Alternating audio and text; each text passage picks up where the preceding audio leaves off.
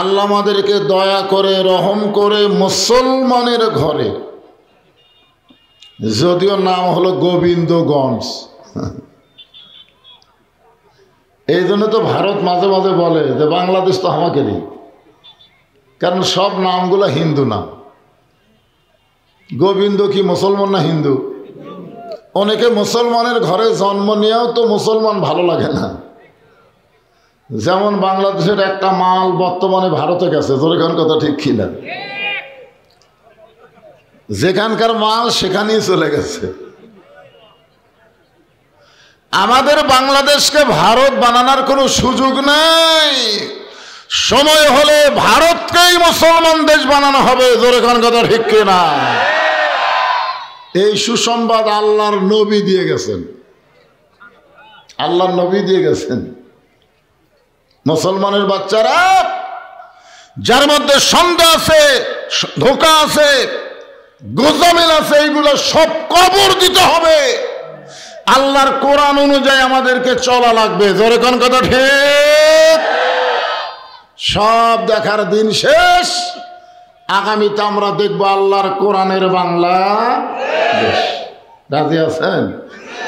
এজন্য কোরআন শরীফের 114টা সূরা, তার মধ্যে একটা সূরার নাম হলো সূরা মুলক। হাসিনা বলতেছিল এই দেশ আমার বাপের, এই দেশ আমার। পলা আসলে দেশ কার? হাসিনার বাপে।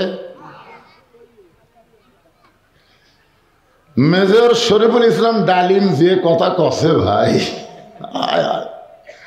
আমাদের বাংলাদেশ কিন্তু ভারতেরা স্বাধীন করে দেয়নি, বরং ভারতেরা বাংলাদেশকে অঙ্গরাজ্য বানাবার চাইছিল। জোরে করার কথা ঠিক কিনা? কিন্তু শহীদ প্রেসিডেন্ট জিয়াউর রহমান একটা বাঘের বাচ্চা, সুবহানাল্লাহ, ভারতের পরিকল্পনায় কিন্তু তাকে হত্যা করা হয়েছে। জোরে করার কথা ঠিক কিনা? এখন ভারতের দিন শেষ, আমরা হব স্বাধীন বাংলাদেশ। ওরা পেঁয়াজ বন্ধ করে দিয়ে, আলু বন্ধ করে দিয়ে, চিনি বন্ধ করে দিয়ে মনে করছিল বাংলাদেশ না খায় মরবে। যেদিন থেকে এরা বন্ধ করে দিছে সেই দিনই ওইগুলো জিনিসের দাম কমা শুরু হয়েছে। জোরে কোন কথা ঠিক কিনা? কারণ আমরা বিশ্বাস করি ফালিয়াবুদু রব্ব হাযাল বাইত আল্লাযী আত'আমাহুম মিন জু'ইন ওয়া আমানাহুম মিন খাউফ। আপনারা বলেন তো, হাসিনার বেটা কয় পারা কোরআনের হাফেজ? হ্যাঁ, আমি আশ্চর্য হয়ে গেছি। আমি সারা জীবন শুনছি 1,500, 1,500, আর হাসিনার বেটা ওই বলে তথ্য উপদেষ্টা, ওই করলো 1,500। আমি 1,500 গোটা ডিকশনারি খুঁজে পাই না, কেরে 1,500 কিরে? যদি আপনাদের মধ্যে কেউ আওয়ামী লীগ থাকে, ওইখানে মাথা চুলকাবি, কে রে হুজুরলা কি আগলারা 1,500 করে কথা আছে, এ কথা কোন আছে মাথায় লস। 1,500 বিয়ে করছে খ্রিস্টানের এক মেয়ে, সেটাও মনে হয় বর্তমানে নাই, আর একজনের সাথে কাম করতেছে। একটু মনোযোগ দিয়ে শুনবেন। 30 পারা কোরআনের হাফেজ, 6 লক্ষ হাদিসের হাফেজ হযরত ওমরের পাশে দাঁড়ায় বলতেছে, রে নবীর সাহাবীরা, আমার বাবার জুব্বা লম্বা দেখে তোমরা খুতবা বন্ধ করে দিলে। আমার পরনে তাকায় দেখো, আমার পরনে নতুন কোনো জামাই নাই। তোমরা খাটো পাঞ্জাবি হলেও তো নতুন কাপড় পরে নামাজ পড়তে আইছো, কিন্তু আমার পরনে তাকায় দেখো, আমার পরনে নতুন কোনো কাপড় নাই। ওসমান গনি বলে, আব্দুল্লাহ, আজকে জুমার দিনে সবাই নতুন কাপড় পরেছে, তুমি কেন নতুন কাপড় পরলা না? আব্দুল্লাহ বলতেছে, আমি যদি আজকে নতুন কাপড় পরতাম তাহলে আমার বাবার জুব্বা লম্বা হতো না। বুঝতে পারছেন? আব্দুল্লাহ বলে, রে নবীর সাহাবীরা, তোমরা সবাই যখন ঘুমায় যাও, আমার বাবা তখন ঘুমায় না। একদিন গভীর রাত্রে হযরত ওমর যখন ঘর থেকে বের হবেন, বউটা স্বামীর জুব্বা ধরে বলতেছেন, ওমর ফারুকের বউ বলতেছেন, হুন্না লিবাসুল লাকুম ওয়া আনতুম লিবাসুল লাহুন্না। আল্লাহ কোরআনে বলেছে, স্বামী হলো বিবির পোশাক, বিবি হলো স্বামীর পোশাক। এই গভীর রাত্রে আপনি কোথায় যাবেন? ওমর ফারুক বলে, বিবি, যতদিন নবীর সাহাবী ছিলাম ততদিন এই আয়াতের আমল করেছি, কিন্তু যেদিন থেকে মদিনার খলিফা হয়েছি সেদিন থেকে আমার জন্য আল্লাহ তাআলা আইন করে দিল, ইন্নাল্লাহা ইয়ামুরুকুম আন তুআদ্দুল আমানাতি ইলা আহলিহা ওয়া ইযা হাকামতুম বাইনান নাস আন তাহকুমু বিল আদল। বিবিরে, ফোরাতের কুলে একটা কুকুর যদি না খায় মরে, হাসরের ময়দানে আল্লাহ ওমরকে জবাবদিহি করতে হবে। আব্দুল্লাহ বলে, রে নবীর সাহাবীরা, আমি একদিন গভীর রাত্রে ঘুম থেকে চেতন পায়ে দেখি আমার মা দরজায় দাঁড়িয়ে আছে। আমি মাকে বললাম, মা, এত রাত্রে না ঘুমায় আপনি দরজায় কেন? আমার মা বলে, বেটা রে, তুই তো জানিস না যেদিন থেকে তোর বাবা মদিনার খলিফার দায়িত্ব পাইছে সেদিন থেকে তোর বাবা রাত্রেবেলা আর ঘুমায় না, সারা রাত মানুষের দুঃখ কষ্ট শান্তি নিজের চোখে দেখে। আল্লাহর কোরআন দিয়ে যখন রাষ্ট্র চলবে নেতা কেমন হবে একটু মনোযোগ দিয়ে শোনেন। গভীর রাত্রে হযরত ওমর ছদ্মবেশে চোরের মতন মদিনার অলি গলি ঘুরতেছে। হঠাৎ দেখতে পাই মরুভূমির মধ্যে একটা তাঁবু টাঙ্গানো, ওই তাঁবুর মধ্যে দুইটা বাচ্চা খালি মা মা বলে কাঁদতেছে।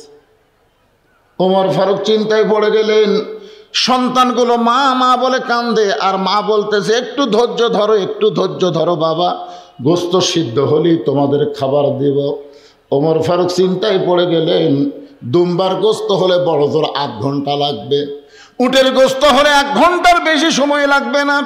এত গভীর রাত হয়ে গেল, এখন পর্যন্ত গোস্ত সিদ্ধ হয় না।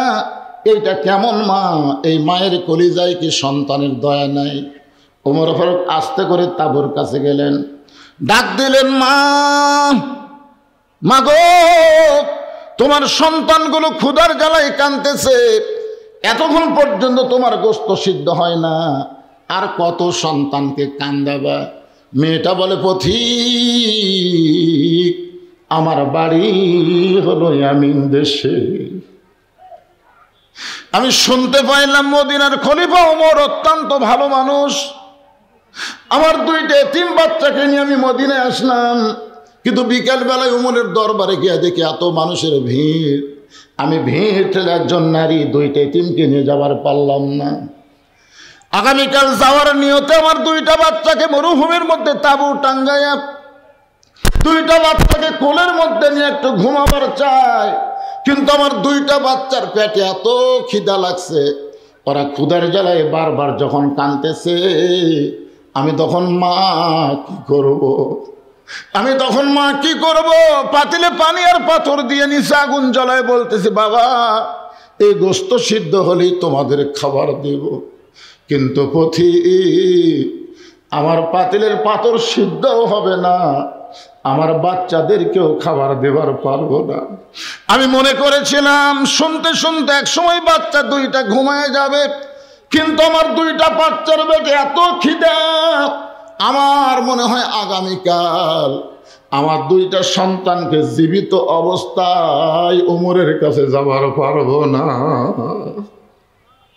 সঙ্গে সঙ্গে ওমর বললেন, মা তুমি আসল জায়গায় বিচার দিও না, মা তুমি আসল জায়গায় বিচার দিও না, আসল জায়গা হলো আল্লাহ। যখন আসল জায়গা কি?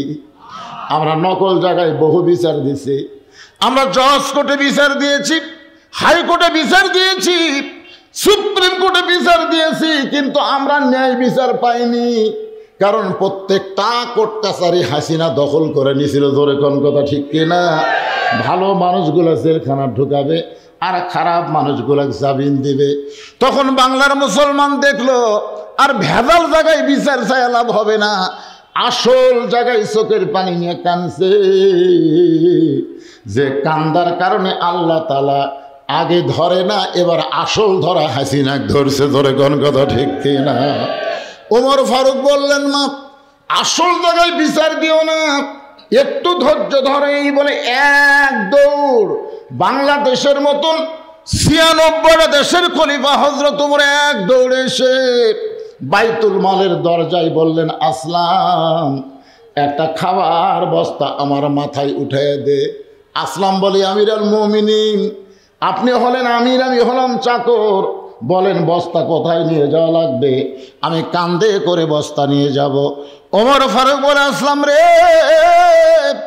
একজনের পাপের বোঝা আর একজন কেউ মাথায় নাই না, দে আমার মাথায় উঠায় দে। বিশাল একটা খাবার বস্তা চাকর আসলাম ওমর ফারুকের মাথায় যখন তুলে দেয়, ওমর ফারুক বস্তা মাথায় নিয়ে যখন দৌড় শুরু করে, পিছন দিক থেকে আসলাম কান্দার বলে, আমিরুল মুমিনিন আপনার ভিতরে আল্লাহর এত ভয়, আত্তাকুল্লাহ হাক্কা তুকাতিহি, আপনার ভিতরে আল্লাহর এত ভয়, এত বড় বস্তা নিয়ে যদি আপনি পড়ে যান কষ্ট পাবেন। ওমর ফারুক বলে, আসলাম সময় মতো যদি পৌঁছবার না পারি, এই ওমরকে জাহান্নামের আগুনে আল্লাহ পুড়াবে। দৌড়াইতে দৌড়াইতে তাঁবুর পাশে গিয়ে বললেন, মা মা তাড়াতাড়ি রুটি আর হালুয়া তৈরি করো। মেয়েটা রুটি হালুয়া তৈরি করে যখন ওমর ফারুকের হাতে দেয়, ওমর ফারুক দুইটা এতিম বাচ্চাকে দুই উরাতের উপরে বসায়া রুটি ছেড়ে হালুয়া নিয়ে যখন মুখে দেয়, দুইটা বাচ্চা ফেল ফেল করে ওমরের দিকে তাকায়। ওমরের চোখ দিয়ে দর দর করে পানি পড়তেছে। ওমর আল্লাহর কোরআন থেকে তেলাওয়াত করতেছে, আরো আইতাল্লাযী ইউকাযযিবু বিদ্দীন ফাযালিকাল্লাযী ইয়াদুল ইয়াতীম ওয়ালা ইয়াহুদ্দু আলা তাআমিল মিসকিন। আল্লাহ, এই অধমকে জাহান্নামের আগুন থেকে তুমি বাঁচায় দাও। তাঁবুর ভিতর থেকে মহিলা বলতেছে, কে রে আপনি, কে? দুনিয়াতে ভালো মানুষের গল্প শুনেছি, কিন্তু মানুষ এত ভালো হয় জীবনে প্রথম দেখলাম। আপনি কেন জাহান্নামের আগুন থেকে ভয় করেন? আল্লাহ ওমরকে যদি মদিনার খলিফা না বানায়া আপনাকে যদি মদিনার খলিফা বানাই দিত, মদিনা যেন আল্লাহর জান্নাত হয়ে যেত। আব্দুল্লাহ বলে, সাহাবীরা রে, দুনিয়ার সবাই যখন ঘুমাইছে তখন আমার বাবা চুপি চুপি আমার জানলার কাছে গিয়ে ডাকতেছে। আব্দুল্লাহ বলে, আমি আব্দুল্লাহ দরজা খুলে দেখি বাবার হাতে একটা পাঞ্জাবি। আমি খুশি হয়ে বললাম, বাবা বাইতুল মাল থেকে আমার একটা পাঞ্জাবি দিছে, আপনি আর একটা দিবার আইছেন। ওমর ফারুক বলে, আব্দুল্লাহ আর একটা পাঞ্জাবি তোরে দিবার আসি নাই বাজান, এইটা আমার ভাগে পড়ছে। তুই বলতো এই খাটো পাঞ্জাবি গায়ে দিয়ে কি আগামী খুতবা দেওয়া যাবে? আব্দুল্লাহ রে, তোর পাঞ্জাবিটা আমাকে একটু দান করে দে বাবা। আব্দুল্লাহ বলে, বাবার চোখের পানি বন্ধ করার জন্যে আমার পাঞ্জাবি বাবাকে দান করে দিলাম। দান করার পরে বাবার পিছনে পিছনে আমি রওনা দিলাম, দেখি বাবা কি করে। আমি ঘরের মধ্যে গিয়ে দেখি বাবা তার পাঞ্জাবি আমার পাঞ্জাবি একত্র করে বাবা একটা লম্বা জুব্বা বানায়, সেই জুব্বা গায়ে দিয়ে খুতবা দেয়। এখন বলো বাবার খুতবা শোনা যায় কি না যায়? সমস্ত সাহাবীরা চিল্লায় বলতেছে, আল্লাহর কোরআন দিয়া যখন রাষ্ট্র চলবে, এমন ভালো মানুষকে মুসলমানেরা নেতা হিসাবে দেখতে পাবে। এখন আপনারা বলেন, ভালো নেতা দেখবার গেলে এই বর্তমান বাংলার আইন দেওয়া হবে না, বর্তমানের সংবিধান দেওয়া হবে না, আমার আল্লাহর কোরআন বাংলাদেশে চালু করতে হবে। কোরআন বিজয়ের আন্দোলন করা লাগবে। ধরে গান কথা ঠিক কি না?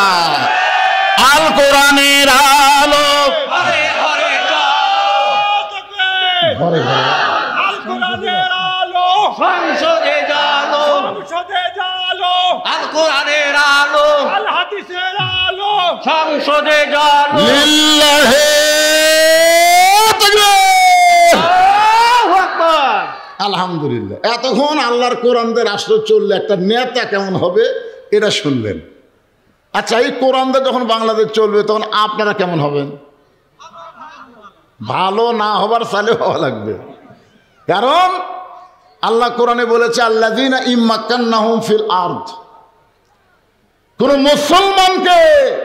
কোন মুসলমানকে যদি ক্ষমতার চেয়ার দেওয়া হয়, ক্ষমতার চেয়ারে বসে এক নম্বর দায়িত্ব কি? আপনারা বলেন তো, কোন দল ক্ষমতা গেলে নামাজ কায়েম করবে? এটা কোন দল? দলের নাম করা লাগবে না, এর নাম করার দরকার নাই। তো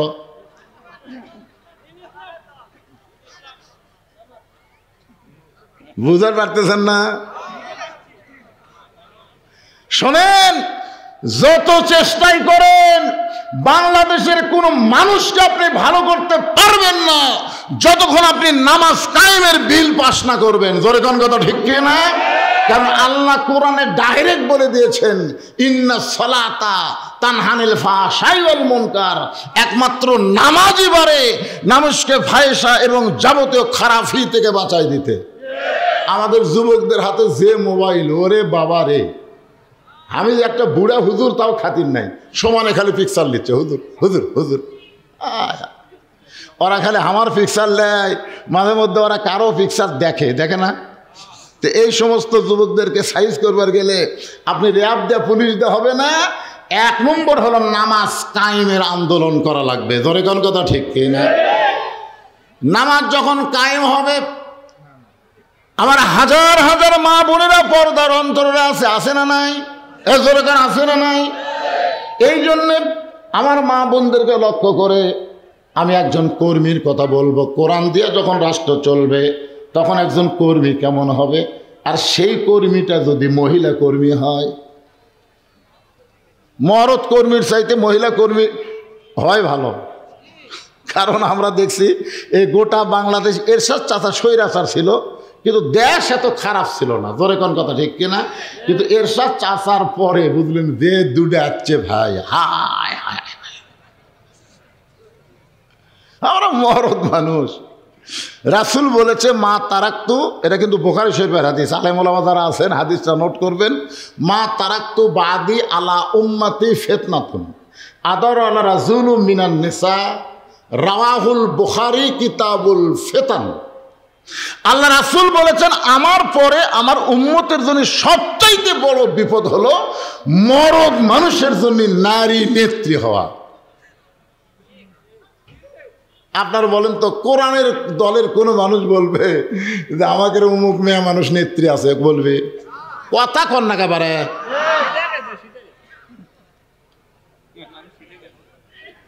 আমরা নেতা বলবো, আমার নেতা তোমার নেতা বিশ্ব নবী।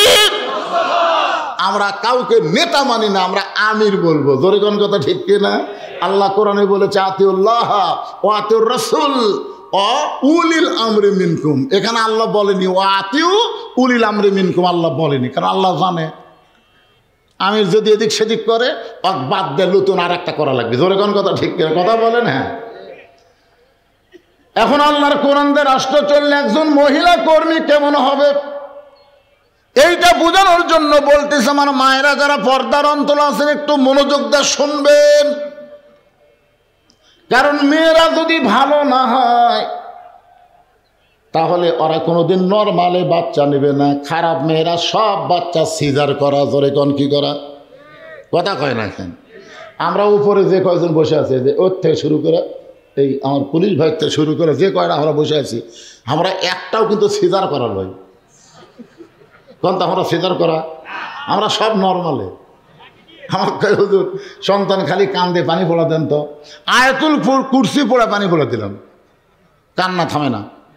আমি বললাম দেখি তোমার সন্তানকে নিয়ে আসো তো, সরাসরি মারমো। কাছে নিয়ে আসলো, সরাসরি সূরা ফাতিহা আয়াতুল কুরসি যত দাদু আছে কান্না থামানোর, মেরে দিলাম মাথার ওপর। যাওয়ার সময় বলতে তো হুজুর এখন আর দোয়া দরুদের দান নাই হুজুর, দোয়া দরুদের কাম হবি না। মনটা খুবই খারাপ হলো। কিছুদিন পরে ওই মেয়ের ওই সন্তানের মাকে বললাম, কেরে মা এখন খবর কি? আর কান্দে না। আলহামদুলিল্লাহ। তাহলে কোন দোয়া? দোয়া লয় হুজুর, আর বাপ মোবাইল কেন দিছ? যখনই কান্দে মোবাইল চালু করে দেয়, আর কান্দে না তো। আপনি জানেন হুজুর আমার বাচ্চা মোবাইল ছাড়া ভাতই খায় না। আমি বললাম কে মা এইরকম হওয়ার কারণ কি? তোমার বাচ্চা কি নর্মালে হচ্ছে? না হুজুর পেট কেটে বের করছে।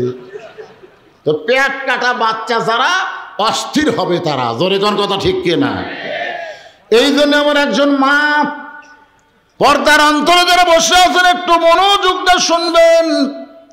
এই অর্ধ পৃথিবীর খলিফা হযরত ওমর আল্লাহর কোরআনের একজন কর্মী। লিয়াবলুয়াকুম আইয়ুকুম আহসানু, সুন্দর আমল দেখার জন্য ছদ্মবেশে মদিনার অলি গলি ঘুরতেছেন। হঠাৎ হযরত ওমর দেখতে পায় দুই পাহাড়ের মাঝখানে একটা গিরিপথ। ওই গিরিপথের ভিতর দিয়ে একটা সুন্দরী মেয়ে ধীর গতিতে হেঁটে হেঁটে আসতেছে।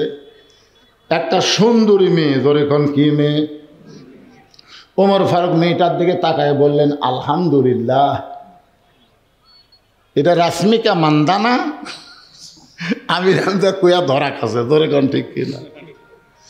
ওমর ফারুক যে মেয়েটাকে সুন্দরী বলতেছেন ওই মেয়েটার চেহারা দেখে তিনি সুন্দরী বলতেছেন না। আল্লাহর কোরআন দিয়ে যখন রাষ্ট্র চলবে তখন একটা মেয়ে যদি খাটো হয়, কালো হয়, সেই মেয়েটা যদি আল্লাহর আইন পর্দা মেনে চলে, আল্লাহর ইসলাম কেবলমাত্র তাদেরকেই সুন্দরী বলে। আমি যেই বলবো পর্দা নিশি নারী যারা, আপনার বলবেন বিশ্ব সুন্দরী তারা, বলতে পারবেন না? এই যুবকেরা, তোমাদের চরিত্র যদি ভালো করবার চাও এই স্লোগান সবাই দাও। যে বলবো পর্দানিশী নারী যারা, আপনার বলবেন বিশ্ব সুন্দরী তারা, বলতে পারবেন না? পর্দানিশী নারী যারা, মাশাআল্লাহ। আর যে বলবো বেপর্দা নারী যারা, আপনার বলবেন শিলা কলা তারা। একই গাছের কলা, এক গামলায় শোষাওয়ালা, এক গামলা শিলা। আপনার বলেন তো খরিদ্দার কোন কলা কিনবে? কলালা বলতে যে ভাই একই গাছের রে, একই গাছের। কই না শিলা কলা আমি টাকা দিয়ে কিনি না। তো তুই কলা কি শিলা খাস না? শিলাই খাই, কিন্তু আমার আগে কেউ শিলা রাখলে সেইটার খাওয়া যায় না। মশা মাছি ধুলাবালি পড়ে ওই শিলা কলা খাওয়ার অনুপযুক্ত হয়ে গেছে। তাহলে পর্দানিশী নারী যারা বিশ্ব সুন্দরী তারা, আর বেপর্দা নারী যারা বিশ্ব বেহায়া তারা। জোরে বলেন কথা ঠিক কি না? হযরত ওমর ওই পর্দানিশী মেয়েটার কাছে গিয়ে বললেন, মা এই নির্জন পথে তুমি একা একা চলতেছ, তোমার সামনেও কোনো মানুষ নাই, পিছনেও কোনো মানুষ নাই, তোমার অন্তরে কি ভয় ডর লাগতেছে না? 2000 টাকার জুতা যদি আমাদের কাছে থাকে, আর যদি গোবিন্দগঞ্জ মসজিদে জোহরের নামাজ পড়বার যায়, আপনার চিন্তা করেন তো জুতার দরজাত রাখবেন না হাতত নেবেন? কেন নেবেন? কারণ বর্তমান যে আইন চলতেছে, এই আইনের জুতা দরজায় রাখলে নামাজ পড়ার দেখবো জুতা নাই, চোরে জুতা নিয়ে গেছে। জোরে কোন ঠিক কিনা ভাই? ওমর ফারুক বললেন, মা এই নির্জন পথে তুমি একা একা চলতেছ, তোমার সামনে কোনো মানুষ নাই, পেছনেও কোনো মানুষ নাই, তোমার অন্তরে কি ভয় ডর লাগে না? মেয়েটা বলে, পথিক তুমি কি হযরত উমরকে চিনো? সুবহানাল্লাহ বলেন। মেয়েটা উমরকে লক্ষ্য করে বলতেছে, এই পথিক তুমি কি হযরত উমরকে চিনো? যদি উমরকে চিনতা তাহলে এরকম বেয়াসাইদা কথা বলতা না। ওমর ফারুক বললেন, মা আমি কি বেয়াসাইদা কথা বললাম? মেয়েটা বলে, পথিক আল্লাহর কোরআন দিয়ে যখন রাষ্ট্র চলবে, তখন পৃথিবীর এক প্রান্ত থেকে আর একটা প্রান্তে একটা মহিলা যাবে, ওই মহিলার কলিজায় আল্লাহ ছাড়া অন্য কারো ভয় থাকবে না। সেদিন ষোড়শী নির্জন পথে যাবে, কোনো জন কটু কথা কবে না, পথে আর প্রান্তরে সম্পদের মোহে পড়ে খুন আর রাহাজানি হবে না। সবাই বলেন যদি মেনে চলি কোরআন। বলেন সবাই বলেন, যদি মেনে চলি কোরআন আর রাসূলের বিধান, সকলেই শান্তিতে থাকবে, বাংলার আকাশে কলেমার পতাকা যেদিন দুলবে।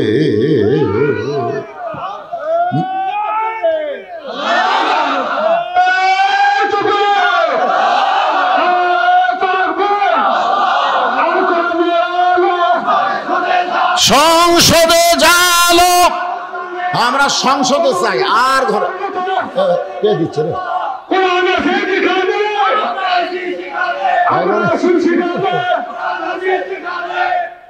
একটু একটু কম দেওয়া লাগবে, কারণ সময় কম, বোঝেন না? 4টার সময় শেষ করে লাগবে। না না, ওয়াজের কিছুই হয়নি, কেবল নেতা দেখেছি, কর্মী দেখবো, তারপরে লিয়াব লুয়াকুম আইয়ুকুম আহসানু আমার উপরে।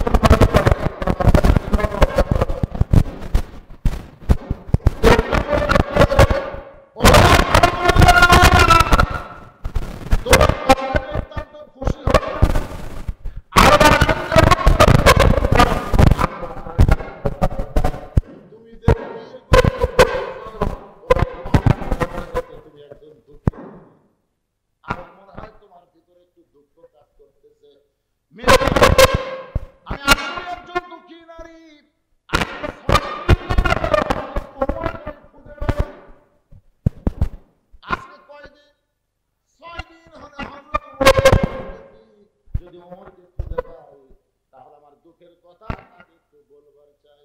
ওমর ফারুক বললেন, মা তুমি কি পাগলি নাকি? ওমর পৃথিবীর খলিফা, সে সংসদ ভবনে যাও, তুমি গণভবনে যাও, তুমি রাষ্ট্রীয় ভবনে যাও, ওই সকল ভবনে না গিয়া তুমি দুই পাহাড় খুঁজতেছো। উমরকে তুমি উমরকে খুঁজতেছো, মেয়েটা বলে পথিক তুমি জানো না আল্লাহর কোরআনে যেদিন রাষ্ট্র চলবে সেদিন নেতা দুঃখী মানুষকে খুঁজে পাবে।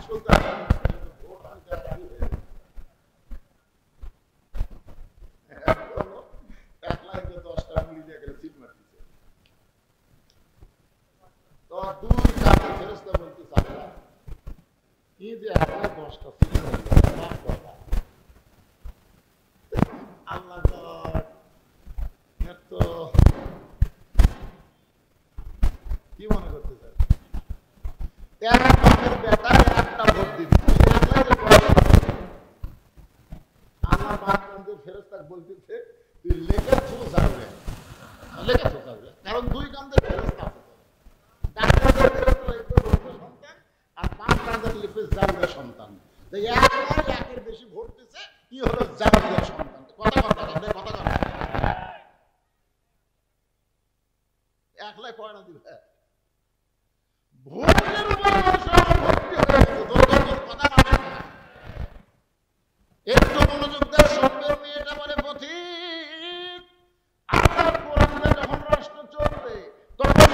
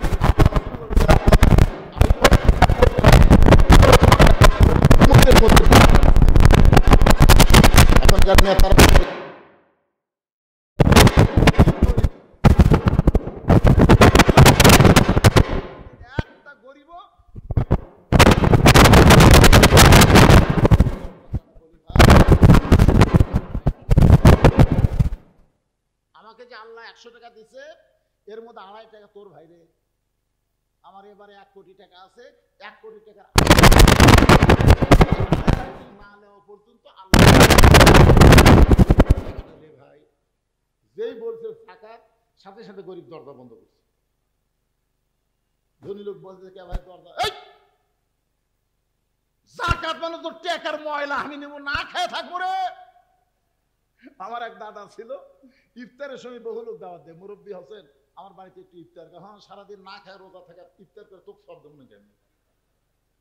আমি একদিন দাদারে বুঝাইলাম, দাদা পরের বাড়িতে ইফতার করলে আপনি সবের কিছুই কমতি হবি না, বরং জান না না তুই 2 দিনকার মৌলবি হয়ে আমার হতে অস্বীকার ছিল নাকি। জীবনে কেউ আমার দাদাকে ইফতারি করাবার পারেনি। দরকারে পানি খাই ইফতার করবো, তাও পরের বাড়িতে ইফতার করা রোজার সব দেওয়া করবো না।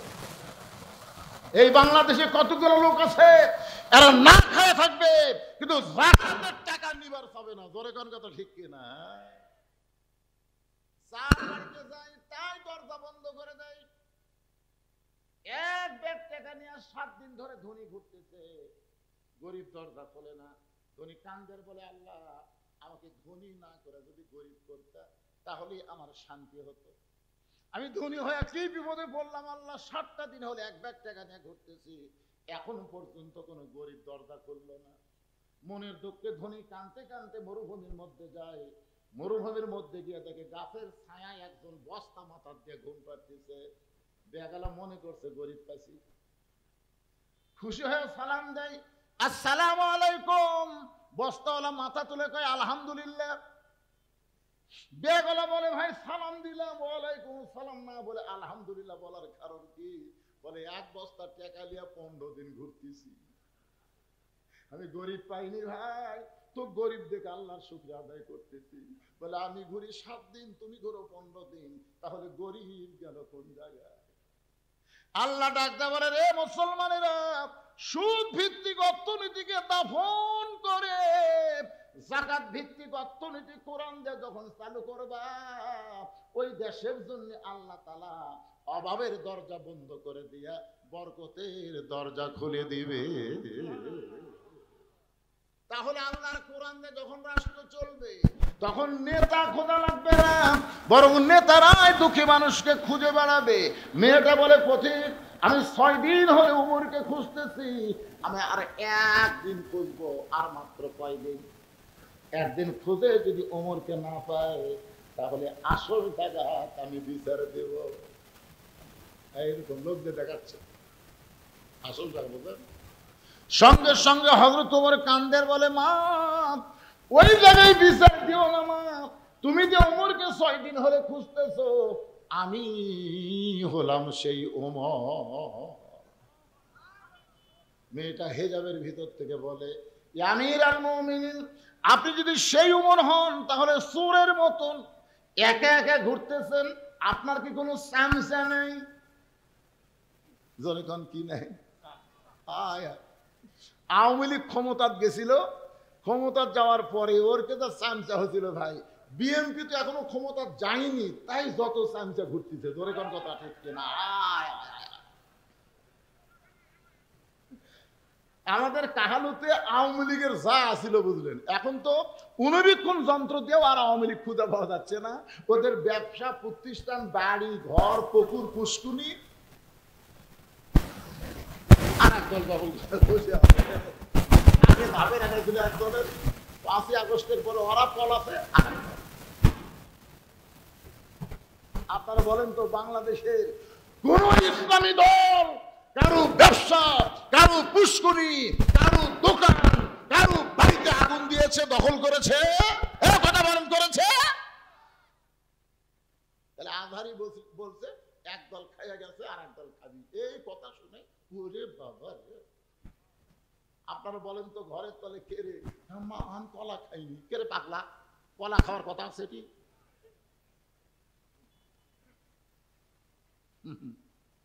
মনে কষ্ট নিয়ে কাম হবি না ভাই। জোয়ার উঠে যাচ্ছে, আমার এলাকার সব হিন্দু আমার মাদের সাথে একদিন গেছে, সব হিন্দু, আমার এলাকার যত হিন্দু সব গেছে আমার মাদের সাথে। আমি কইলাম কে রে বা তোরা আছো? হুজুর আমরা আপনার দলত ভর্তি হওয়ার চাই। আমি কইলাম কে রে, তোরা না হিন্দু? হিন্দু হলে কি হবে হুজুর, আমরা ওই মার্কাত মারবো। আচ্ছা ঠিক আছে, তা বাড়ি যা।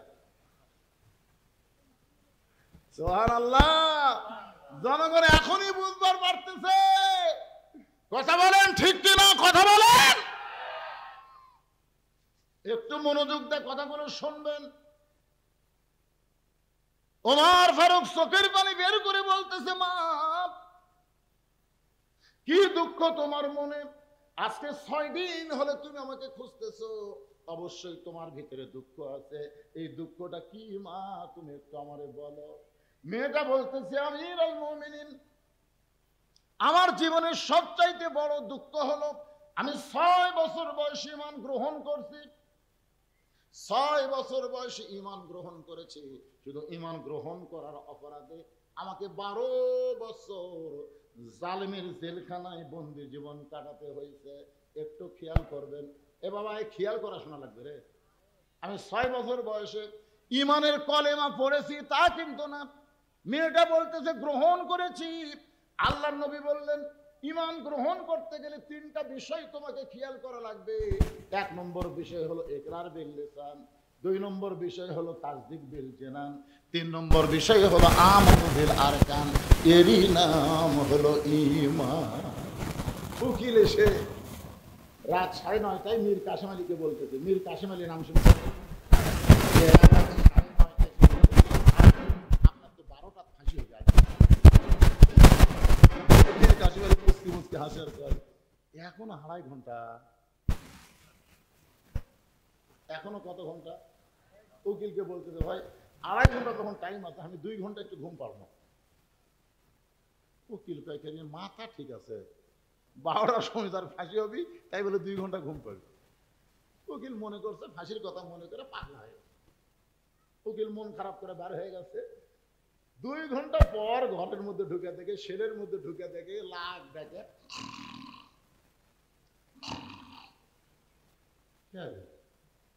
আর মাত্র 8 ঘন্টা পরে ফাঁসি হবি, আর সেই লোকটা এইভাবে ঘুম পাড়তেছে। পায়ের বুড়ে আঙ্গুল লড় আছে, লাভ ধরে বলতেছে কে ভাই সময় হচ্ছে নাকি? মনে হচ্ছে শ্বশুর বাড়িতে যাবি। না স্যার এখন 8 ঘন্টা দেরি আছে। 8 ঘন্টা তখন দেরি আছে ভাই, তাহলে তো সময় তখন আছে। ওযু করে এসে 2 রাকাত নামাজ পড়ে, কোরআনের 2টা সূরা পড়ে, যে কয়টা পাঞ্জাবি আছে এর মধ্যে যেটা সবচেয়ে ভালো, উকিল বলতে তো দেখো তো এই কোটার মধ্যে কোনটা ভালো? স্যার এটাই তো নতুন নতুন লাগে, ওটা পরে আতর সুরমা দিয়া করছে ভাই চলো তাই।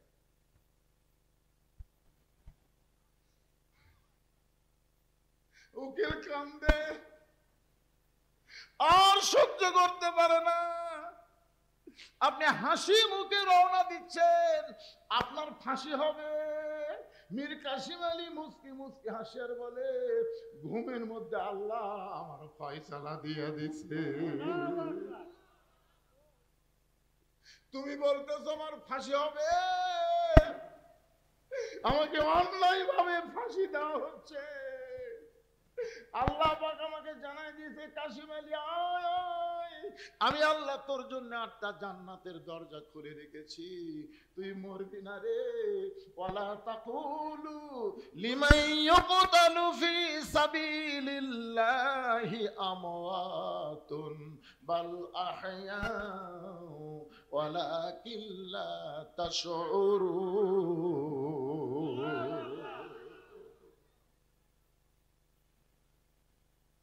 বাজান একটু মনোযোগ দিয়ে কথা করে শুনবেন। মেয়েটা বলতেছে 6 বছর বয়সে ঈমান গ্রহণ করছি, ঈমানের কলেমা পড়লে তার কোনো অসুবিধা নাই, কিন্তু ঈমানকে গ্রহণ করলে তার উপর বিপদ হবে। কারণ ঈমান গ্রহণ করার শুরুত হলো 3টা, ধরে বলেন কয়টা? এর মধ্যে একটা বাদ দিলে ঈমান গ্রহণ হবে না।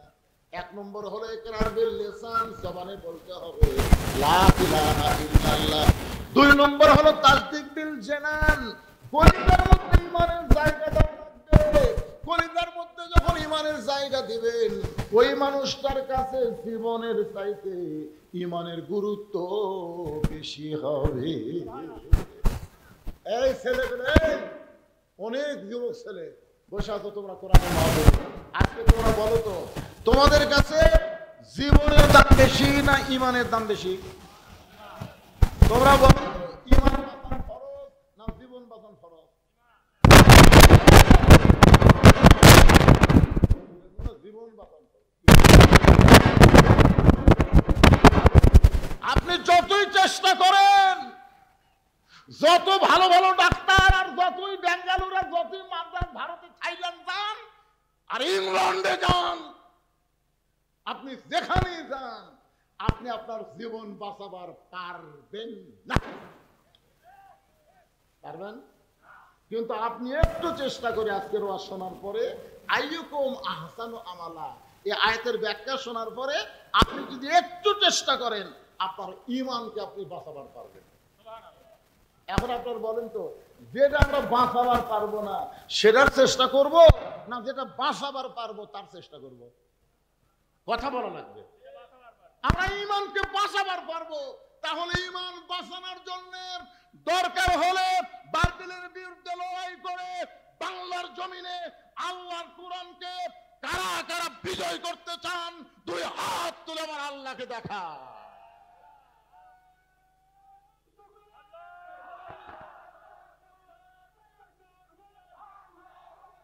হাত নামান।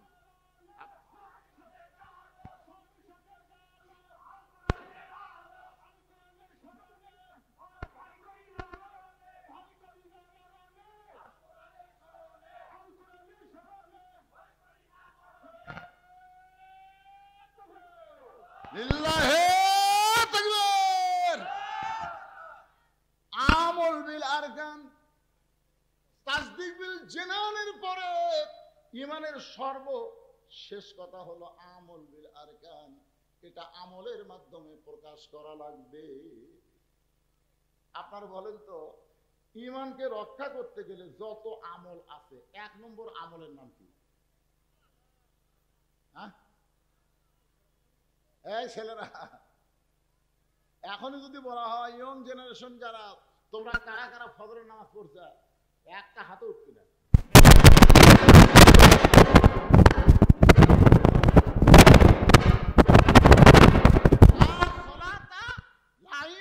যার নামাজ নাই তার কোনো ঈমান নাই। আমি এইরকম ওয়াজ যদি আরো 8 ঘন্টা করি, আপনাদের সমস্যা আছে? আপনার তো ভালোই মনে হয় সুন্দর পাচ্ছেন, কিন্তু এই মাহফিল কমিটি আমাকে বলতে, হুজুর মসজিদের জন্য আপনি ব্যাগ ছেড়ে দিবেন, ব্যাগ, এই ব্যাগের আদায় হয়ে গেলে আপনি টানা যতক্ষণ পারেন করেন, কিন্তু শেষে যদি আপনি একবার ব্যাগ দেন তাহলে এরা উঠে ওই বান্দরের মতো দৌড় মারবি, এত দৌড় মারবি আলের সাথে বাজা ম্যাচ করে যাবে। মানে এরা ওয়াজ শুনবে কিন্তু টাকা দেন, আপনি 10 টাকা দেন, 20 টাকা দেন আল্লাহর ঘরের জন্য। ব্যাগ যদি আপনাদের কাছে যায়, ওই পিছনের লোকেরা, আপনাদের কাছে যদি ব্যাগ যায়, কারা কারা 1 টাকাও দিবেন না? হাত তোলেন তো দেখি। কারা কারা দিবেন? 10 পারেন, 20 পারেন, 50 পারেন দিবেন, তারা একটা হাত তোলেন তো দেখি। কিন্তু সবাই তো হাত তুলতে, এটি একার না বস্তা হবে। 100 ব্যাগ দেওয়া আছে, 100 ব্যাগ। তাহলে দেখবেন ব্যাগগুলো আপনাদের সাইজ ব্যাগ না কারু ব্যাগ। এখনই তো আমল বিল আরকানের উপর ওয়াজ হচ্ছে। ব্যাগের মধ্যে টাকা দেওয়াই মানে আহসান আমালা, সুন্দর আমল, আখিরাতকে বিশ্বাস করা। জোরে কোন কথা ঠিক কিনা? যারা টাকা দান করে তারা কি দুনিয়া পাওয়ার চায়? আখিরাত, আখিরাতের বিশ্বাস করে 10, 20, 50, 100, 500 যাই না পারে। ওই যে ব্যাগলা নামছে, আমার মায়েদের মধ্যে আদায় হবে।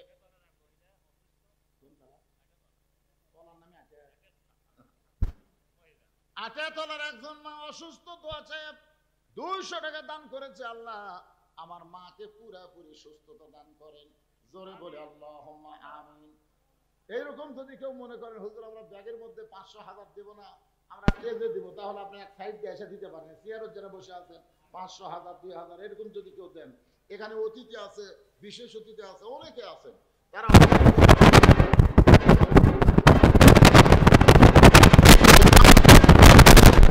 তারপর আমার আবার টানা ওয়াজ করা লাগবে, বুঝলেন না? হ্যাঁ, দেন দেন, কে দিবেন? দিবেন, মাশাআল্লাহ। ও আমার একই গ্রামের, আমরা ভয়রা ভাই, একই গ্রামে আমাদের বিয়ে হয়েছে। আমার ওই গামলা গ্রামের মোখলেসরের জামাই আমার ভাইজান ভয়রা ভাই 500 টাকা দান করেছে আল্লাহর ঘর মসজিদের উন্নয়ন কল্পে। আল্লাহ দানকে কবুল করেন, আল্লাহুম্মা আমিন। আর একজন আল্লাহর বান্দা 500 টাকা দান করলো, আল্লাহ কবুল করেন। আর একজন 100 দান করছে, আল্লাহ কবুল করেন। এ চাই আমার ভাইজান এতক্ষণ ধরে আমার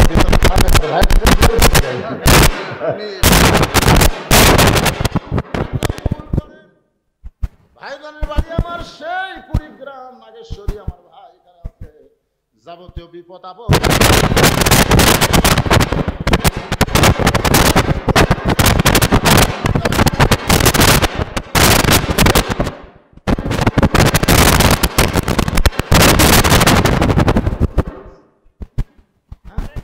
উঠবেন কেন? আপনারা তো বসার জায়গা পাচ্ছেন। এই যে ভাইয়ের আমার 1.5 ঘন্টা হলে খাড়া হয়ে আছে, দেখছেন? এখন পর্যন্ত তারা রাস্তা ছাড়েনি, জায়গায় ছাড়েনি।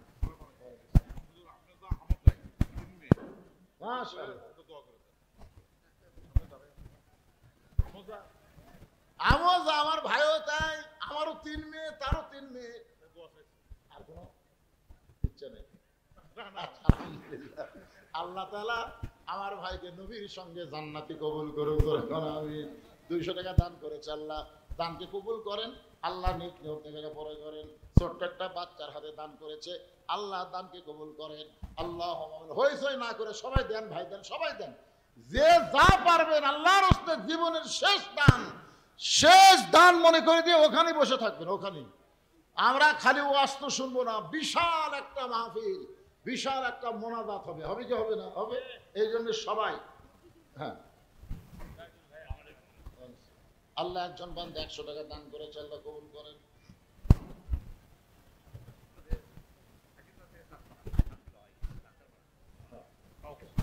শওকত ফাঁসিতলার চাঁদপাড়া থেকে, ডাক্তারপাড়া থেকে আমার ভাই 500 টাকা দান করেছে, আল্লাহ তার দানকে কবুল করেন।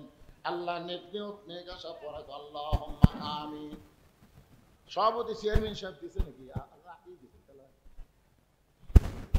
লাভই কাম করছে। আচ্ছা ঠিক আছে, মাশাআল্লাহ। জামাত ইসলামের ইউনিয়ন সভাপতি যিনি আজকে ইমামতি করলেন, আমার ভাই কোরআনকে ভালোবাসে, কোরআনের জন্য 3000 টাকা, জোরে বলেন মারহাবা। আল্লাহ আমার ভাইকে কবুল করেন, কোরআন বিজয়ের আন্দোলনের কর্মী হিসাবে, নেতা হিসাবে, আমির হিসাবে তাকে কবুল করেন, জোরে কোন আমিন। আল্লাহ আল্লাহ আল্লাহ কবুল কর। আল্লাহ তোমার কোরআনের জন্য কত জেল খাটছে, কত রিমান্ডে গেছে, কত জায়গায় লুকালুকি করছে, আল্লাহ শুধুমাত্র তোমার কোরআনকে বুকে ধরার কারণে আল্লাহ কবুল করেন, সকলে বলি আমিন। ভাইজান আপনারা মাঝখানে দাঁড়ালেন,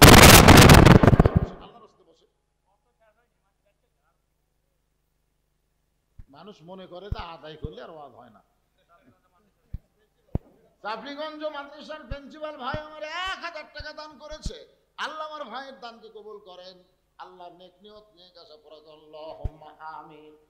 আপনারা হয়তো অনেকে মনে করতেছেন হুজুর আপনি হেলিকপ্টারে আসলেন, আমার গাড়ি কিন্তু হেলিকপ্টার আগে আইছে। আমি আমার জীবনে এই মশান আমি করতে চাই না।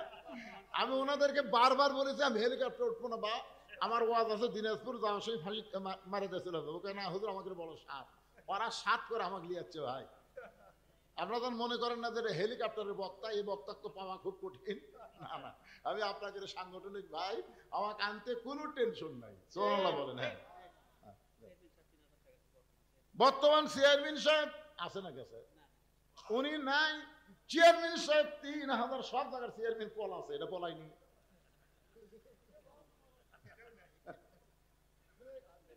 আল্লাহ চেয়ারম্যান সাহেব 3000 টাকা দান করেছে, আল্লাহ তার দানকে কবুল করেন, আল্লাহ নেক নিয়ত নেক আশা পরাক, আল্লাহুম্মা আমিন। আমার মায়েদের মধ্যে আপনারা কি ব্যাগ দিচ্ছেন? মায়েদের মধ্যে হ্যাঁ, এক ছেলেরা যেগুলো আদায় করতে সব ব্যাগলা ট্রেজর চলে আসো বাবা, সব ব্যাগলা চলে আসো, ব্যাগ কিন্তু গুনতে আছে, সাইড মারার কোনো উপায় নাই। হ্যাঁ, একটু জিকির করেন লা ইলাহা ইল্লাল্লাহ, লা ইলাহা ইল্লাল্লাহ, লা ইলাহা, লা ইলাহা ইল্লাল্লাহু মুহাম্মাদুর রাসূলুল্লাহ সাল্লাল্লাহু আলাইহি সাল্লাম। আগামী 11ই ফেব্রুয়ারি, বুঝলেন, 11ই ফেব্রুয়ারি রাতের বেলা কি টুলি, মোগল টুলি আমার মাহফিল আছে, কলজা ভরে ওয়াজ হবে। রাতের বেলা ওয়াজ বুঝতেছেন না, দিনের বেলা ওয়াজ চিন্তা করতে করতে আসরের চিন্তা কর লাগে। অনেকে আবার কবি হুজুর চারিদিকে আজান হয়, নামাজ হচ্ছে, আবার ওয়াজ মারতেছেন, ওয়াজ আগে না নামাজ আগে। এই জন্য 11ই ফেব্রুয়ারি আল্লাহ যদি হায়াতে বাঁচায় রাখে, মোগল টুলি কদ্দূর হয় এখানে, ইসালে সব তবারকও আছে মাশাআল্লাহ, মোগল টুলি মাজারে ওয়াজ হবে 11ই ফেব্রুয়ারি। আল্লাহ যেন কবুল করে ধরে কোন আমিন। এখন শোনেন, মেয়েটা বলতেছে 6 বছর বয়সে মান গ্রহণ করেছি, 12 বছর জালেম শাহির জেলখানায় ইমানের পরীক্ষা দিয়েছি। সকালবেলা 3টা করে চাবুক, বিকালবেলা 3টা করে চাবুক মারছে। আমার দেহের এমন কোন জায়গা নাই যে জায়গায় চাবুকের আঘাত লাগে নাই। ইয়া আমিরুল মুমিনিন, আপনি যখন রোম পারস্য দখল করেছেন, এই জায়গায় ওয়াজটা রাইখা দিয়ে আমি আপনাদেরকে নিয়ে গেলাম তাসদিক বিল চেনানের পরে আমল বিল আরকান। আমল বিল আরকানের যত আমল ইমান রক্ষা করার জন্য 1 নম্বর হলো নামাজ। রাসূল বলেছে লা সালাতা লা ঈমানা, যার নামাজ নাই তার ঈমান নাই। কারা কারা জোহরের নামাজ পড়েননি, জুম্মার নামাজ পড়েননি, আবার ওয়াসিল আসরের নামাজ পড়বেন না, একটু চিন্তা করে দেখেন। লা সালাতা লা ঈমানা, যার নামাজ নাই তার ঈমান নাই। বাইনাল আবদি ওয়াল কুফরি তারকুস সালাত, বান্দা কাফের মধ্যে পৃথক করার জিনিসটার নাম হলো নামাজ। পুরুষের জন্য 1 নম্বর নেক আমল হলো নামাজ। ঈমান রক্ষা করার জন্য মহিলাদের জন্য 1 নম্বর নেক আমল হলো পর্দা। আমার মায়েরা যারা পর্দার অন্তর আছেন, মা আপনাদের জন্য 5টা মিনিট আমি একটু ওয়াজ করে মোনাজাত করব, একটু মনোযোগ দিয়ে শোনেন। গভীর রাত্রে ফাতেমা হযরত আলীর বুকের মধ্যে, আলী বলে ফাতেমা শরীর কি খারাপ করছে নাকি? ফাতেমা বলে স্বামী গো, আমার কান্নার কারণ হলো আল্লাহ তাআলা আমার দোয়া কবুল করছে। আলী মুস্কি মুস্কি হাসে আর বলে পাগলি কয় কি? আল্লাহ দোয়া কবুল করছে, আনন্দের কথা। ফাতেমা বলে স্বামী কি দোয়া আল্লাহ কবুল করছে আপনি কি শুনবেন না? আলী বলে ফাতেমা কি দোয়া করছো সেটা কবুল করলো। ফাতেমা বলে আল্লাহ তাআলা পর্দার মধ্যে আমার মৃত্যু দিবে, এই দোয়া আল্লাহ কবুল করছে। আলী বলে ফাতেমা সারা জীবন তুমি পর্দার মধ্যে থাকলে পর্দার মধ্যেই তোমার মৃত্যু হবে, এইটা খুশি হওয়ার কথা, কান্দো কেন? ফাতেমা বলে স্বামী গো, আমার মৃত্যু কবে হবে এইটাকে আপনি শুনবেন না? আলী বলে ফাতেমা কে কখন মরবে এটা দুনিয়ার কোনো মানুষ বলতে পারে না। ফাতেমা বলতেছে আল্লাহ পাক আমাকে জানাইছে আজকে গভীর রাত্রে ফাতেমার মৃত্যু হবে। যেই মাত্র কইছে গভীর রাত্রে ফাতেমার মৃত্যু হবে, গাছের গোড়া কাটলে গাছটা যেমন পড়ে যায়, হযরত আলী তেমনি পড়ে গেলেন ঘরের মাঝায়। মা ফাতেমা মুস্কি মুস্কি হেসে স্বামীর মাথাটা উড়াতে নিয়ে কপালে একটা চুমা দিয়ে বললেন স্বামী গো, এমন করে আপনি কাঁদবেন না, কারণ আসলে যাইতে হবে। সবচাইতে সুন্দর আমল হলো লা তামুতুন্না ইল্লা ওয়া আনতুম মুসলিমুন। তোমরা মুসলমান না হয়ে মরিও না। মুসলমান হয়ে যদি আমরা মরতে চাই তাহলে মানুষের আইনের উপরে মরলে হবে না, মানুষের সংবিধানের উপরে মরলে হবে না, আমার আল্লাহর কোরআনের আইনের উপরে মৃত্যুবরণ করা লাগবে। ধরে কোন ঠিক কি না? 1 নম্বর আইন হলো মেয়েদের জন্য করোনা ফি বুয়ুতিকুন্না ওয়ালা তাবাররুজনা তাবাররুজাল জাহিলিয়াতিল উলা। আজকে আমি বহু মেয়েকে দেখলাম আপনাদের এলাকায় এসে পুরুষের মধ্য দিয়ে তারা হেঁটে যাচ্ছে, পুরুষ আসতেছে মেয়েরা যাচ্ছে, এটা কিন্তু পর্দা না, এটার নাম কিন্তু পর্দা না। পর্দাটা কেমন একটু খেয়াল করে, একটা মহিলা মারা গেলে তাকে 5টা কাপড় দেওয়া লাগে। শুধু 5টা কাপড় দেওয়া লাগে না, যে খাটনিতে মহিলার লাশ থাকে ওই খাটনিটাও কিন্তু চাদর দিয়ে ঢাকা লাগে। ধরে কোন কথা ঠিক কিনা? তাহলে মরার পরে যদি 5টা কাপড় দিয়ে খাটনি পর্যন্ত চাদর দিয়ে ঢাকতে হয়, তাহলে জীবিত অবস্থায় মেয়েদেরকে কেমন ভাবে চলা লাগবে, এরই নাম পর্দা কয়। আর এই পর্দা ওয়াজ দেওয়া হবে না, এই পর্দা হবে আল্লাহর কোরআনের আইন দিয়ে। ধরে বলেন ঠিক কি না? ফাতেমা বলে স্বামী গো, আমি মরে যাওয়ার পর আমার 3টা চাওয়া আপনাকে পুরা করা লাগবে। আলী কান্দের বলে ফাতেমা দুনিয়াতে গরিব ছিলাম বলে তুমি কোনোদিন কিছু আমার কাছে চাইলা না। একদিন নবী ফাতেমার ঘরের মধ্যে গিয়ে দেখে ফাতেমা খুব আস্তে আস্তে গোপনে গোপনে কাঁদতেছে। রাসূল যেই মাত্র বলতে ফাতেমা মনে হয় কি কাঁদতেছিস, ফাতেমা মুস্কি হাসিতে বাবার দিকে তাকায়। নবী তাকায় দেখে ফাতেমার চোখের তলে কালিমার দাগ পড়ে গেছে। রাসূল বলে ফাতেমা তুই কি চোখের নিচে সুরমা দিয়েছিস মা? তোরে খুব ভালো লাগতেছে। ফাতেমা কান্দের বলে বাবা এমন একটা গরিবের সঙ্গে আমারে বিয়ে দিছে, আমার ঘরে আজকে 3 দিন হলে খাবার নাই, না খাই আমার চোখের তলে কালিমা দাগ পড়ে গেছে। সঙ্গে সঙ্গে রাসূল বলে ফাতেমা দুনিয়ার বহু ধনী ধনী যুবক তোকে বিয়ে করবার চাইছিল মা, আমি একটা ধনীর সঙ্গে তোর বিয়ে দিবার চাইছিলাম, কিন্তু আল্লাহ ঘটকালি করে এই গরিব বাড়ির সঙ্গে তোর বিয়ে হলো, আমার করার কিছুই নাই। সঙ্গে সঙ্গে ফাতেমা মুস্কি হাসিদা বলে বাবা এই কথা আপনি কেন গোপন করেছেন? আল্লাহ ঘটকালি করে যদি আলীর সঙ্গে আমার বিয়ে হয়, দরকার হলে না খাইয়া মরে যাব, তারপরে স্বামীর নামে আমার কোনো কমপ্লেন নয়। জোরে কোন সুবহানাল্লাহ। আলী বলতেছে ফাতেমা গরিব ছিলাম বলে কিছুই চাইলা না, আজকে রাত্রে মৃত্যুবরণ করবা, তুমি কি চাইবা ফাতেমা? বলে 1 নম্বর চাওয়া হলো রাতের অন্ধকারেই আমাকে দাফন করা লাগবে, দিনের বেলা কবর দিলে আমার পর্দার খেলাফ হবে। আমার 2 নম্বর চাওয়া হলো আমার কোনো জানাজার ব্যবস্থা করবেন না। আমার 3 নম্বর চাওয়া হলো আমার লাশটা কিন্তু খাটনিতে তুলবেন না। আমার জানাজা করলে কি হবে, লক্ষ লক্ষ মানুষ যদি বলে ফাতেমা ভালো, আর আপনি যদি বলেন ভালো না, ফাতেমার 1 তিল পরিমাণ লাভ হবে না। দুনিয়ার সমস্ত মানুষ যদি বলে ফাতেমা খারাপ, আর আপনি যদি বলেন আমার ফাতেমা ভালো, স্বামীর মুখের সার্টিফিকেটে আল্লাহ ফাতেমার জন্য 8টা জান্নাতের দরজা খুলে দিল।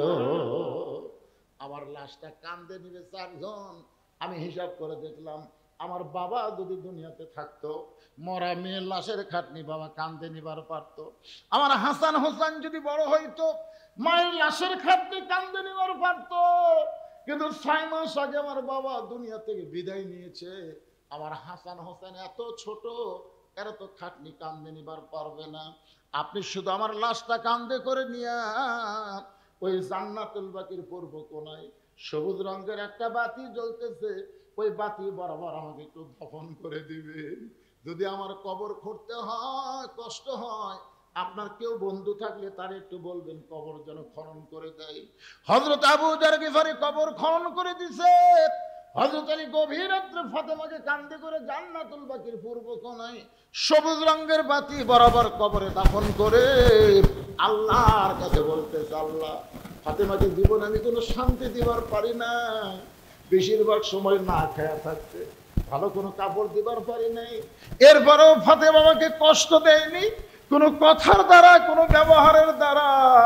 আমি দেখেছি আল্লাহ আমার ফাতেমা পর্দার মধ্যে থেকেছে। আমার ফাতেমাকে আল্লাহ তুমি কবুল করে নাও। এই দোয়া করে তাকায় দেখে সামনে কয়েকটা পুরাতন কবর দেখা যায়। এইমাত্র ফাতেমার কবর দিছে, সেই নতুন কবর আর জান্নাতুল বাকির মধ্যে নাই। আলী কান্দের বলে, এখনই কবর দিলাম, এখনই কবর দিলাম, সেই কবর কোন জায়গায় গেল?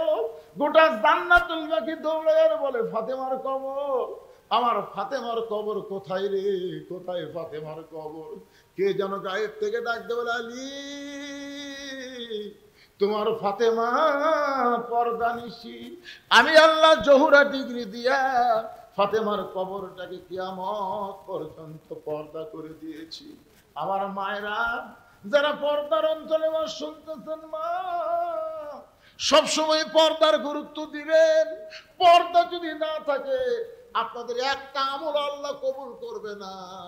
আর বেপর্দা নারীর পেট থেকে যে সন্তান আসবে, এই সন্তান ইসলামী আন্দোলনের কর্মী কোনোদিনও হবে না। ধরে কোন কথা ঠিক কিনা?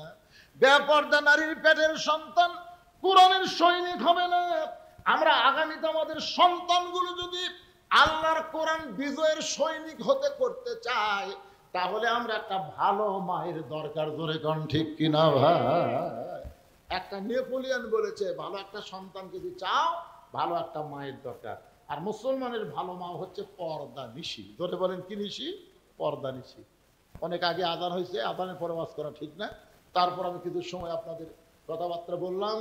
আল্লাহ যদি চায় আগামীতে রাতে এসে আপনাদের পাশের মাহফিলে প্রাণ ভরে ওয়াজ করবো ইনশাআল্লাহ। আল্লাহ আজকের মাহফিলকে কবুল করুক। এই টাকাগুলো দিয়েছে, অনেক টাকা। হ্যাঁ, এনারা দোয়া চাইছেন, ঠিক আছে। আসাদুল ইনশাল্লাহ 30 ব্যাগ সিমেন্ট দিবে। আব্দুল আজিজ বাবু 20 ব্যাগ সিমেন্ট। মোসাম্মদ শিল্পী বেগম 1000।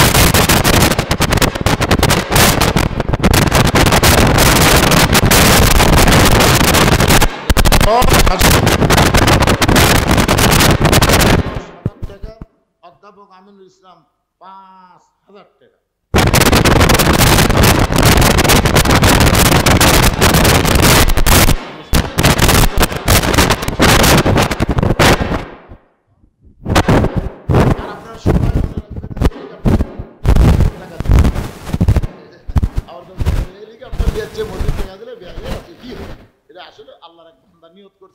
তার ব্যক্তিগত টাকা দিয়ে তিনি নিয়েছেন। কথাটা বুঝলেন?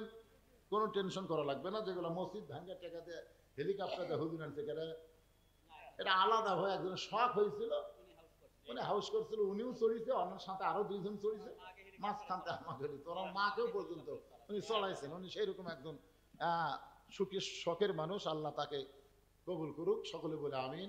আস্তাগফিরুল্লাহ রাব্বি মিন কুল্লি যামবি ওয়া আতুবু ইলাইহি। আস্তাগফিরুল্লাহ রাব্বি মিন কুল্লি যামবি ওয়া আতুবু ইলাইহি। পঞ্চগড় থেকে একটা মেয়ে 500 টাকা দান করছে।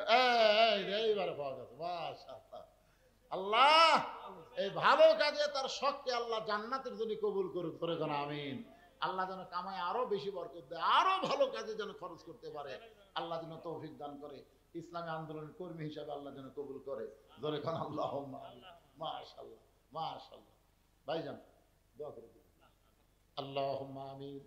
আল্লাহুম্মা আনতাস সালাম ওয়া মিনকাস সালাম তাবারাকতা ইয়া যাল জালালি ওয়াল ইকরাম। আল্লাহ দিনের বেলা কত কাজ কাম ছিল তোমার বান্দা বান্দির বাড়িতে, মাঠে ময়দানে সমস্ত কাজ কামকে বাদ দিয়ে আল্লাহ তোমার কোরআনকে মহব্বত করে আজকের এই জান্নাতের বাগানে বসে বসে কোরআন হাদিস আলোচনা শোনার শেষে আমি গুনাহগারের সঙ্গে রহমতের দরজায় ফকির হয়ে দোকানা হাত তুলেছি। আল্লাহ মেহেরবানি করে আজকের মাহফিল আমাদের সকলের হেদায়েতের জন্য, নাজাতের জন্য, জান্নাতের জন্য কবুল করো। এই মাহফিলের শুরু থেকে শেষ পর্যন্ত যতটুকু আলোচনা হয়েছে আল্লাহ এর মধ্যে যদি হয় হাদিয়া মঞ্জুর করো। সোনার মদিনায় নবী পাকেরাও যা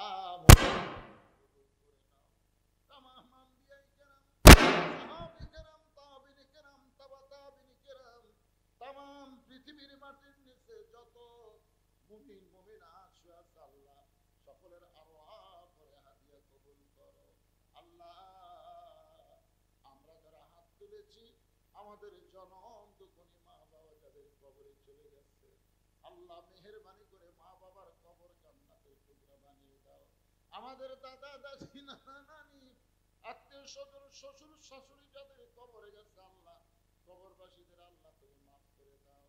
আল্লাহ তোমার যেই বান্দা নাম হলো সাদুল ইসলাম আল্লাহ এত বড় ত্যাগ স্বীকার করে আজকে এই জান্নাতের বাগানে বক্তাকে আনার জন্য কত হাজার টাকা খরচ করেছে আল্লাহ মাবুদ মাওলা আজকে যারা কষ্ট করে মেহনত করে এই জান্নাতের বাগান লাগাইছে আর যারা মহব্বতে নগদী মাঝিতে মসজিদে দান করেছে আল্লাহ সবগুলো জান্নাতের বিনিময় হিসাবে কবুল করে নাও।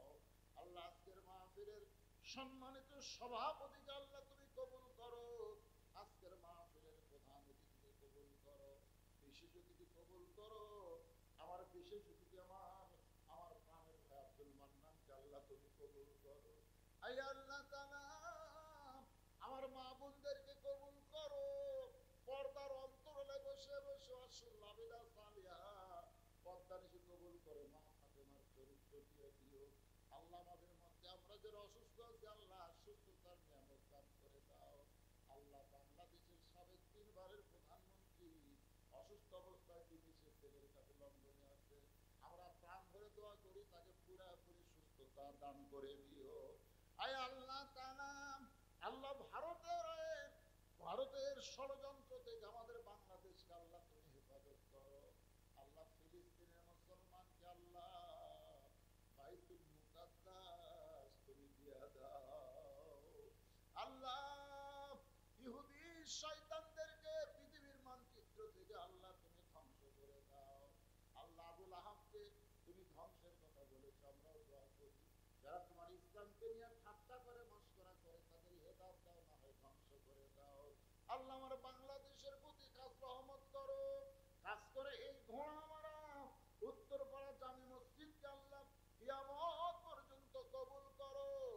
এই মসজিদের সভাপতি, সেক্রেটারি, কেশিয়ার, ইমাম, মুয়াজ্জিন, খতিব, মুসল্লি আল্লাহ সকলকে তুমি কবুল করো। আল্লাহ আবার দোয়া করি এত বড় কষ্ট করে মেহনত করে এই জান্নাতের বাগান যারা লাগাইছে আল্লাহ তাদের সকলকে আল্লাহ তুমি জান্নাতি কবুল করো। খাস করে আমার আত্মীয়কে আল্লাহ তুমি কবুল করো। আল্লাহ আল্লাহ কে কোন নিয়ত করে হাত তুলেছে সকলের নিয়ত কবুল করে। সময় আমাদের জবানে জারি করে দিও লা ইলাহা ইল্লাল্লাহু মুহাম্মাদুর রাসূল